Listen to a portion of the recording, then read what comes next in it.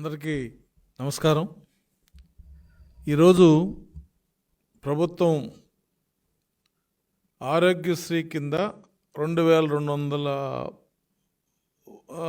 Procedures అంటే వైద్య ప్రక్రియలు 6 జిల్లాలకు విస్తరిస్తా అని చెప్పి ఒక పెద్ద యాడ్ ఇవ్వటం, ఇవన్నీ నవంబర్ నుంచి మేము ఏదో చాలా చేసామని చెప్పటం, ఒక కొత్త స్కీమ్ని ప్రారంభిస్తే ఎలా ఉంటుందో అంత ఆర్భాటం అనేది ఇవాళ ఈ ప్రభుత్వం చేసింది. మరి ఈ ప్రభుత్వం ఏం చేస్తుందో, ఎందుకు చేస్తుందో అర్థం కాని పరిస్థితి. అంటే పాతదానికి జనరల్గా కొత్త ఇల్లు కడితే గృహప్రవేశం చేసుకుంటాం, లేదు మనం ఏదన్నా ఇల్లు కొనుక్కున్నప్పుడు దానికి కొంచెం రంగులేసి గృహప్రవేశం చేసుకుంటాం. కానీ ఈ వైసీపీ ప్రభుత్వం పరిస్థితి ఎలా ఉందంటే, అద్దెకి వెళ్ళినప్పుడు ప్రతిసారి జనరల్గా ఉద్యోగస్తులు ఎవరో అద్దెకి వెళ్తూ ఉంటాం, కూడల్లో అద్దెకి వెళ్ళిన ప్రతిసారి గృహప్రవేశం పండుగ చేసుకుంటున్నాను అంటే ఎలా ఉంటుందో ఇది కూడా అలాగే ఉంది.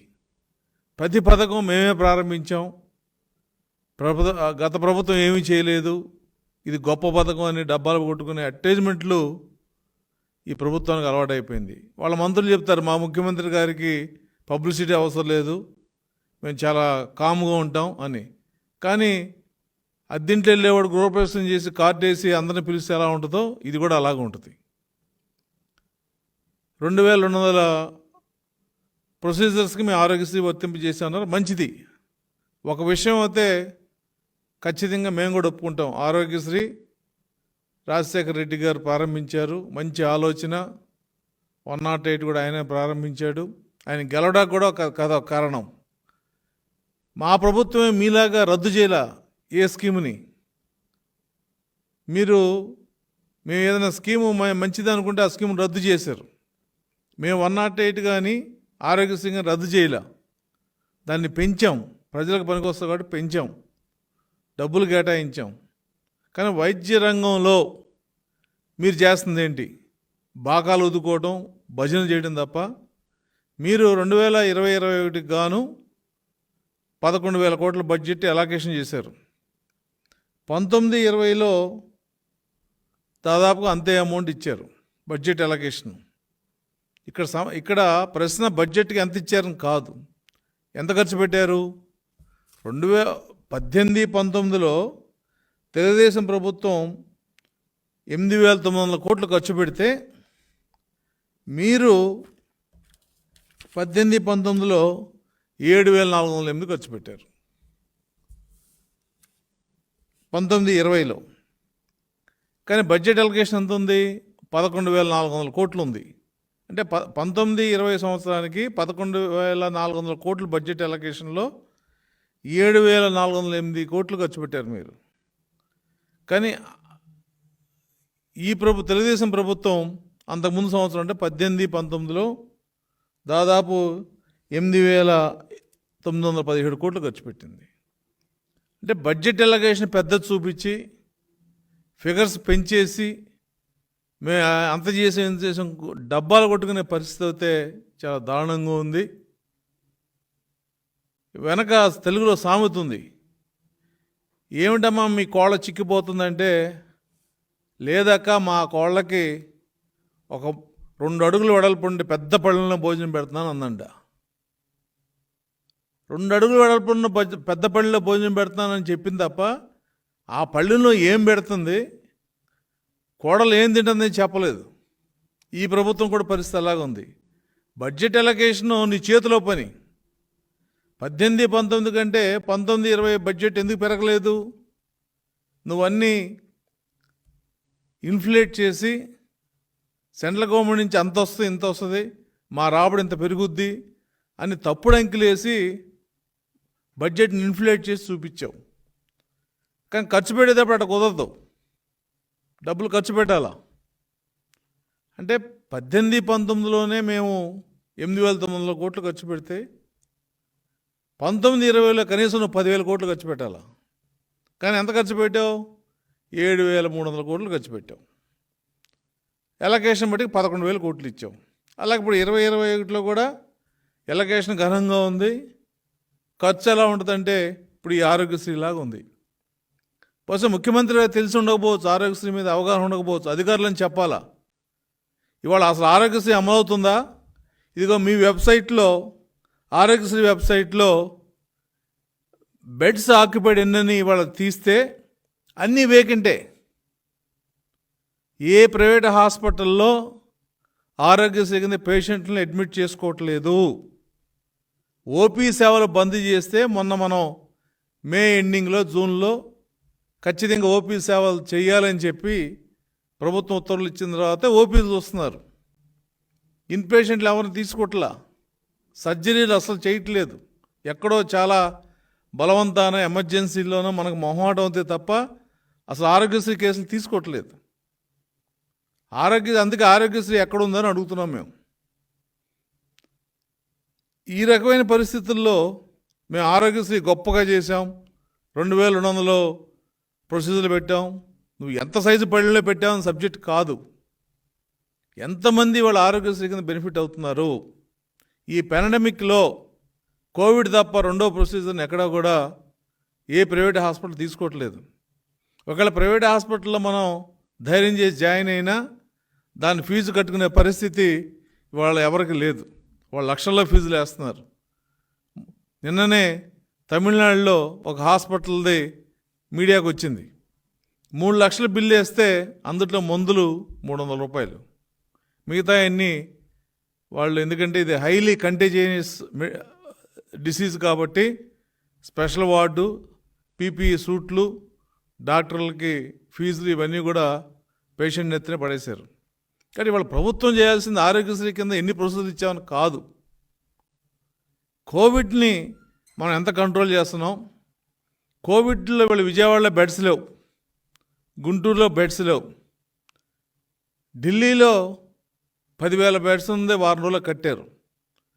కనీసం ఇవాళ జిల్లాకి 2,000, 3,000 బెడ్స్తో అటువంటి స్పెషల్ హాస్పిటల్స్ కట్టగలిగితే కొంత ఈ కోవిడ్ నుంచి బయటకు వస్తారు. కానీ మీ ప్రభుత్వం ఏంటి? అవినీతి. పీపీఏ కిట్లలో అవినీతి, బ్లీచింగ్ పౌడర్లో అవినీతి, అంబులెన్స్లో అవినీతి. ఎవరో భారతదేశంలో 1188 అంబులెన్స్లు ఇంతవరకు పెట్టలేదన్నారు. మంచిదే, అంబులెన్స్ అవసరం. కానీ మా ప్రభుత్వం ఏం పెట్టింది? గతంలో 450 అంబులెన్స్లు ఉన్నాయి, 200 చిల్లరు తల్లి పిల్లల ఎక్స్ప్రెస్, అలాగే ఏజెన్సీ ఏరియాలో 2 వీలర్ ఫీడర్ అంబులెన్సెస్ అని చెప్పి 122 పెట్టాం. అరకు వ్యాలీ ఏజెన్సీ ఏరియాలో ఎక్కడైతే సైకిల్ మాత్రం వెళ్ళగలుగుతుందో అక్కడ పెట్టాం. వార్ ఫుటింగ్ మీద పెట్టాం అప్పుడు. అలాగే తల్లి బిడ్డల ఎక్స్ప్రెస్, డెలివరీ అవ్వగానే తల్లిని క్షేమంగా ఇంటి దగ్గర దింపటం. అలాగే మహాప్రస్థానం, పేదవాళ్ళు చనిపోతే అంబులెన్స్లు గవర్నమెంట్ హాస్పిటల్ దగ్గర వేలుకి వేలు ఛార్జ్ చేస్తుంటే వాళ్ళు తప్పించడం కోసం ఆ శవాన్ని, డెడ్ బాడీని గౌరవంగా వాళ్ళ ఇంటి దగ్గర దింపడం కోసం మహాప్రస్థానం అని చెప్పి 52 వెహికల్స్ పెట్టాం టీచింగ్ హాస్పిటల్స్ వాటి దగ్గర చేసాం. కానీ మీలాగా ఇలా మేము ప్రతిదానికి అటాచ్మెంట్ డబ్బాలు కొట్టుకోవాలా. మీ నాన్నగారు ప్రారంభించిన స్కీమ్ని మేము కాపాడాం. 459 108 వెహికల్స్ వచ్చినాయి. ఇవాళ మీరు వెహికల్స్ కొన్నారు, మంచిదే, మంచి పని. అది వెహికల్స్ కొన్నారు, అంబులెన్స్లో వాళ్ళ అవసరం. మనకి వెస్ట్రన్ కంట్రీస్లో అంబులెన్సులు ఎలా ఉన్నాయో మనకు కూడా వాళ్ళ అంబులెన్సులు వస్తే మంచిది ప్రజారోగ్యానికి. కానీ అవినీతికి పాల్పడమని ఎవరు చెప్పలేదు. సరే, ఆ సబ్జెక్ట్ ఇక్కడ మేము మాట్లాడదలుచుకోలేదు, ఎందుకంటే మీకు అవినీతి లేని ట్రాన్సాక్షన్ లేదు. ఇవాళ కోవిడ్ రోగులకి భోజనం పెడుతుంటే ఆ భోజనం మాకు వద్దు మహాప్రభు అని చెప్పి పేషెంట్ గోలబెట్టే పరిస్థితి. మేము కొన్ని శాంపిల్ కేసులుగా కర్ణాటక, తమిళనాడులో చూసాం, కేరళలో ఒక్క కంప్లైంట్ కూడా లేదు అక్కడ. ఈ కోవిడ్ పేషెంట్లను ఎక్కడైతే ఈ క్వారంటైన్లో పెడుతున్నారో, ఎక్కడైతే ఇనిషియల్ ఐసీయూ కాకుండా మిగతా చోట ఉన్నారో అక్కడ వాళ్ళకి ఇచ్చే ఆహారం కానీ వాళ్ళని చూసుకునే పద్ధతి కానీ చాలా బాగుందని చెప్పి మన తెలుగు వాళ్ళే చాలామంది చెప్పారు. కానీ ఆంధ్రప్రదేశ్లో పరిస్థితి ఏంటి? ఇవాళ ఈ రాజధాని విజయవాడలో కోవిడ్ బెడ్ లేదు. ఎందుకంటే ఉన్న హాస్పిటల్స్ మనకి బెడ్స్ మామూలుగా జనరల్ బెడ్స్ అవి. గుంటూరులో 1200 బెడ్స్ ఉంటే ఇవాళ 2000 మందిని అక్కడ అడ్మిట్ చేసుకున్నాం. మీరు ఎమర్జెన్సీగా ఢిల్లీలో కట్టినట్టు టెంపరీ హాస్పిటల్ కనీసం జిల్లా హెడ్ క్వార్టర్స్లో 2000 బెడ్స్తో కట్టగలిగితే ఈ కోవిడ్ పేషెంట్లు మనం న్యాయం అవుతాం. కోవిడ్ కంట్రోల్ చేసి కోవిడ్ పేషెంట్లు మనం కనుక జాగ్రత్తగా చూసుకోగలిగితే ఆరోగ్యశ్రీ అమలైనట్లే. ఆరోగ్యశ్రీలో కోవిడ్ కలిపినంత మాత్రాన ఏమీ కాలేదు. నేను అడుగుతున్నాను ఈ ఆరోగ్య శాఖ మంత్రి గారిని, ముఖ్యమంత్రి గారిని, ఒక్క పేషెంట్ చూపించండి ఆరోగ్యశ్రీ కింద ప్రైవేట్ హాస్పిటల్లో జాయిన్ చేసుకున్న పేషెంట్ని ఎవరన్నా. మీ స్కీము బలం ఏంటిది మీకే తెలుస్తుంది. కాబట్టి 2000 ఉన్నాయా, 1000 ఉన్నాయా, 500 ఉన్నాయా కాదు సమస్య. ఇక్కడ ఎంతమందికి ఇబ్బంది లేకుండా ఆరోగ్యశ్రీ అమలవుతుంది. ఇవాళ కోవిడ్లో ఎవరు ఆరోగ్యశ్రీ అమలు చేయట్లేదు. హాస్పిటల్స్ ఎవరు అసలు హాస్పిటల్కి వెళ్ళాలంటేనే వాళ్ళు టెంపరేచర్ అన్నిటి తీసుకునే పరిస్థితి. కాబట్టి ఇవాళ ఆరోగ్యశ్రీ అమలు కంటే కోవిడ్ని కంట్రోల్ చేయటమే ప్రథమంగా ప్రపంచం మొత్తం ఉంది అని చెప్పి మిగతా డిసీజ్ని నెగ్లెక్ట్ చేయమని మేము ఎక్కడ చెప్పలేదు. హాస్పిటల్ నోటిఫై చేయండి. హార్ట్ స్పెషలిస్ట్ ఉంది, హార్ట్కి సంబంధించిన వాళ్ళని చూడమని చెప్పండి. దానికి ప్రభుత్వం కూడా సహకరించాల్సిన పరిస్థితి ఉంది. ప్రైవేట్ హాస్పిటల్స్కి వాళ్ళు ఎవరు ఇటువంటి పాండమిక్స్కి ప్రిపేర్ అయ్యి లేరు వాళ్ళు. అలాగే CMRF ఎంత దౌర్భాగ్యం అండి, ఎంత దుర్మార్గం అండి. మార్చి 19కి ఉన్న అప్లికేషన్లు కానీ ఇచ్చిన చెక్కులు కానీ మీరు మొత్తం రిటర్న్ చేయించారు.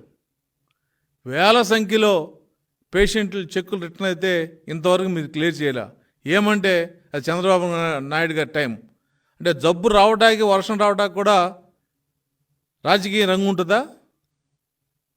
ఒక CMRF అప్లికేషన్ ప్రాసెస్ అవడానికి కనీసం 1-2 నెలలు పడుతుంది. ఇవాళ అది లేట్ అయ్యవచ్చు. చెక్కులు ఇచ్చాం, ఆ చెక్కులు మీరు రిటర్న్ చేయటమే కాకుండా ఇంతవరకు వాటిని మళ్ళీ రీవాలిడేట్ చేయలేదు. ఏమనంటే రాజకీయం. పోనీ మీ హయాంలో ఏమైనా ఘనంగా ఉందంటే ఇవాళ CMRF పెట్టుకోవాలంటేనే ఎందుకంటే రాదు, ఆ ఎమ్మెల్యే సంతకం పెట్టాలి, వాళ్ళు సంతకం పెట్టాలి, వీళ్ళు సంతకం పెట్టాలి.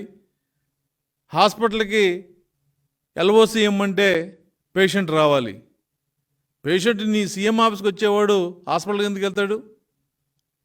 కాబట్టి ఈ రకమైన దుర్మార్గం మీరు చేస్తూ పబ్లిసిటీ స్టంట్ మట్టికి చాలా భయంకరంగా ఉంది. ఇది మంచిది కాదు. హెల్త్ విషయంలో మీరు పూర్తిగా ఫెయిల్ అయ్యారు. అవినీతి, ప్రతి దాంట్లో అవినీతి. మెడిటెక్ జోన్ మీద ఆ రోజున చాలా దుర్మార్గంగా మాట్లాడారు ఆ రోజున. కానీ వాళ్ళ మెడిటెక్ జోన్లో తయారయ్యే వస్తువులే మనం ఆదుకునే పరిస్థితికి వచ్చాం. ప్రతి దాన్ని అవినీతి అని చెప్పి ముద్రేయటం, ఆ రోజు పబ్లిసిటీ చేసి జనాలను మోసం చేసి ప్రజలకి రంగుడద్దాల్లో చూపించి వాస్తవాలను దాచి అధికారంలోకి వచ్చారు. మరి మీరు చేసే పరిస్థితి ఏంటి? మీరేం చేస్తున్నారు?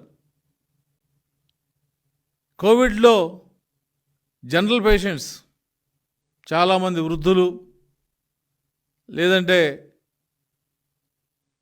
రూరల్ ఏరియాలో ఉన్నవాళ్ళు, ఎపిడమిక్స్ వచ్చే సీజనల్ డిసీజ్ వచ్చే వర్షాకాలం వచ్చింది, ఏజెన్సీ ఏరియాలో సీజనల్గా మలేరియా వస్తుంది. మరి ఇవాళ హెల్త్ డిపార్ట్మెంట్ ఓవర్లోడ్ అయింది. మరి ఇప్పుడు నోటిఫికేషన్ ఇస్తున్నారు మీరు. కరోనా వచ్చి దాదాపు 4 నెలలు అవుతుంది. దానికి ప్రిపేర్ అవ్వాల్సిన బాధ్యత ప్రభుత్వాలకు ఉంది. సెంట్రల్ గవర్నమెంట్ కొద్దిగా గొప్ప డబ్బులు వస్తున్నాయి, చాలామంది దాతలు కూడా డబ్బులు ఇస్తున్నారు. దానికి మీరు ఎక్కడా లెక్క చెప్పలేదు. లెక్క చెప్తే మీ అవినీతి బండారం బయటపడుతుంది. కాబట్టి చీప్ పబ్లిసిటీ, మేమేదో చేసేసాము, మేమేదో పెద్ద పళ్ళెల్లో భోజనం పెట్టాము. పెద్ద పళ్ళెల్లో భోజనం పెడితే ఎంత పెట్టారని అడుగుతారు తప్ప ఏ పళ్ళెలో పెట్టా ఎవరు అడగరు. మీ ఇంటికి వస్తే నాకు తృప్తిగా భోజనం పెట్టాడా అని అంటాం. తిన్నవాడు నా ఆకలి తింది అంటాడు తప్ప నువ్వు ఏ పళ్ళెలో పెట్టావనేది ఎవడో చెప్పడు. కానీ మీరేం చెప్తున్నారు? మేము పెద్ద పళ్ళెలో భోజనం పెట్టామని చెప్తున్నారు. ఇటువంటి దుర్మార్గమైన పబ్లిసిటీ మంచిది కాదు. మీరు అధికారంలో ఉన్నారు కాబట్టి ప్రశ్నించే గొంతులు లేవని మీరు అనుకోవచ్చు, కానీ ప్రజలేమీ అమాయకులు కాదు.